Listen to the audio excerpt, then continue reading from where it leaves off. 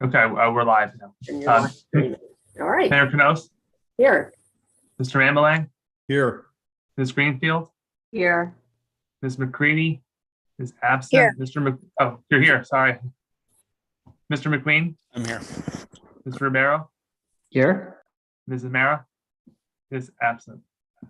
All right, notice of this meeting was provided to the Bernardsville News, Courier News, and the Star Ledger, filed with the municipal clerk and posted on the municipal bulletin board on August 9th, 2022. Oh, a flag. Wait a minute, I got one. We can stand for the Pledge of Allegiance. Pledge allegiance to the flag of the United States of America and to the republic for which it stands, one nation, under God, indivisible, indivisible, with liberty, and justice for all. Okay. We have a resolution, 22-172, approving an application for a long-term tax exemption pursuant to the long-term exemption law, NJSA 40A:20A-1 et sec, for the properties located at 18 Mount Airy Road, Block 124, Lot 1, Minebrook Road, Block 80, Lot 15.38 and 63, Bernards Ave, Block 102, Lot 12. Would someone like to move that resolution? I'll move that resolution 22-172 be adopted as written. Jack, did you have a comment? Just one thing, we need to insert the date of your letter, which is today, in the body of the resolution. Okay, and you all got that letter? Yes. Yes, okay. Thanks. I didn't mean to interrupt. And Jack, I mean, do we need any more color? I know that this is part of the procedure that's standard. Oh, So Christine's here. Hi, Christine. Do we have a second? Sure.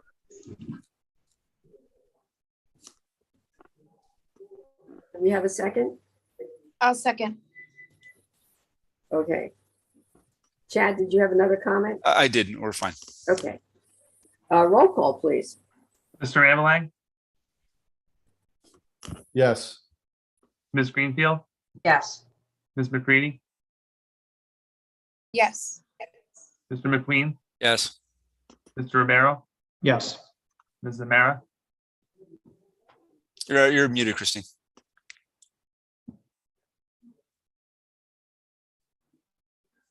Yes.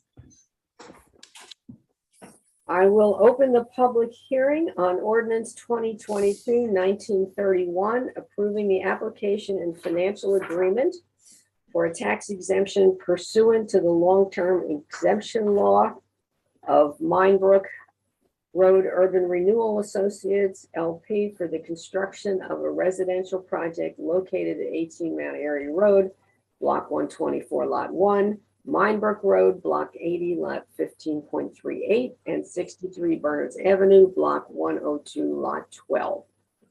Would anyone from the public wish to be heard on this ordinance? You can either use the raise your hand icon or put your audio video on and wave at us. I am not seeing any. Are you, Anthony? no, I'm not seeing anyone. Okay, then I will close the public hearing. Who wants, Ally, would you like to move that? Yeah, I just had it on mute. I'm sorry. I move to pass ordinance 2022-1931 on final reading and is adopted as published. Second. Second. Roll call, please. Before, Mayor, can we Yeah. can I make a comment before roll call? Absolutely.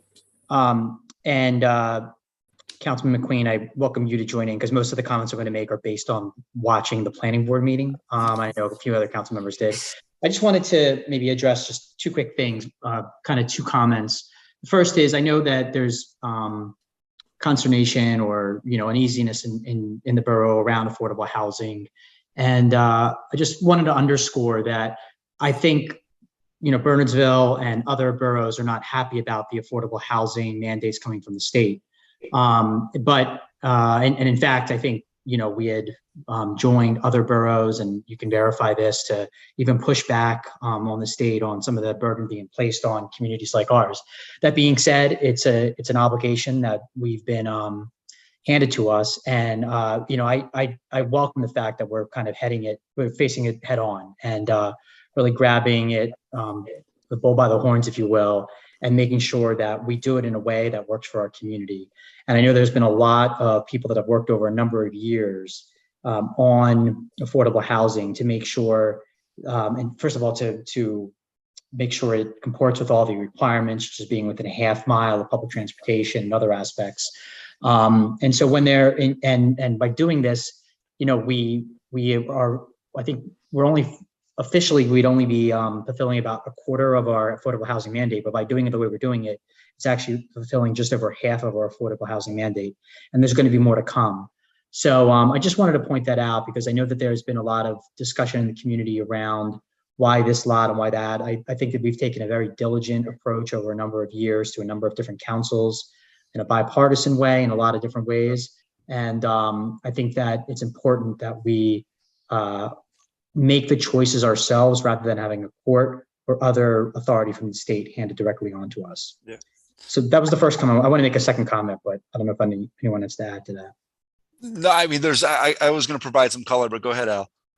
Yeah, the second comment is really just from the why don't you provide color? Because mine's Yeah, coming from the planning board. I was going to make, just so the public's aware, and I don't know if the newspaper's watching, we're going to put on the agenda a presentation about what the requirement is and how we have to fulfill it. The bottom line is sort of as follows. As a borough, the other alternative is a builder's remedy, which means that 8 units get built for every unit of affordable housing. So that could mean as many as 1,400 to 1,600 units being built in our town that we couldn't control. And that increase in our population isn't something that's acceptable for anyone. So it's a very challenging situation, and a future meeting in the month of September, we'll make a presentation that sort of goes back in time and provides the public an update. Yeah. The second comment I wanted to make is really for RPM, who I know is on the line. I think you did a great presentation. I watched the planning board meeting, so I welcome that. I just wanted to maybe underscore the things that I heard in the planning board meeting. I think for the property on 202, there were concerns among the community around access to the trail, which I know a lot of residents use. I use myself, as well as concerns around safety with the sidewalk and accessibility to downtown. For the Bernards Ave property, that is part of this, as part of the scattered plot. The concern there was just making sure that we're taking into consideration the significant refurbishment we're going to have around Bernards Ave, and the neighborhood there, and how that is going to play into the plans around 63 Bernards Ave. And then finally, for the Mount Airy project, I thought the traffic engineer did a great presentation, but obviously there's a lot of concerns around traffic with the buildup on Mount Airy that I think need to be addressed. And then of course, there was the resident at 20 Mount Airy who lives right next door that had concerns around just the proximity to his house and his family. So it's less of a question, more just of a statement that we would appreciate you taking those into consideration. And I know you'll work directly with the planning board on trying to find remediation to them where those potentially could exist. Yeah, and Al, I think all those things that you're highlighting were noted by the planning board and stipulations for them when they come back to the planning board. This planning board is very diligent. They're concerned citizens, and I'm certain that they'll ensure that those things get rectified. Excellent. And if I can just add, I know part of planning in how we did our affordable housing was to not have a giant development somewhere. As you know, I think we all have that memory of what happened in the hills. And you see in other towns just these huge apartment buildings. And our goal was to try and make these affordable units part of neighborhoods. So they're not, this edifice that you drive into town and see. So I think spreading them out, unfortunately, we have to do it in the downtown area. I know that was one of the complaints. People said, why is it always our neighborhood? Unfortunately, we don't have sewers outside of downtown pretty much. So a multiple family dwelling needs a sewer, as well as part of the tax credit requirements are that it be half mile to transportation. So hopefully the size and the placement will ease some of the burden. But I know, we've all been, and I continue to reach out to our legislators because this should not be in the courts. It really needs to be done more on a district-wide basis or a county-wide basis, really taking a good look at who has property, how this can be done without impacting, all our small towns like it is now. So, yeah, we'll keep at it. Yeah, and I think the general state, I don't think any of us have, this has been something that none of us have liked. This is the best of a bad situation. Mhm. So. All right. So Al moved it. I had a second, correct? Yes, we did. So roll call, please. Ms. Zamara, Yes. Mr. Ribeiro, Yes. Mr. McQueen, Yes. Ms. McCready, Yes. Ms. Greenfield, Yes. Mr. Ambelang, Yes. All right. We now have a period for an open session for any items not listed for a public hearing. So if anyone from the public would like to be heard, again, this is not a time to debate. It's just an opportunity for the public to make comments. If you would like to have a longer discussion with myself or our administrator, we would be happy to schedule a time to meet. So if anyone has a comment they would like to make, please keep your comments. First of all, give your name and address and limit your comments to 3 minutes. And Anthony will hold up a timer. Is there anyone in the public that would like to speak? And you can use the little hand icon or put on your video and wave at us.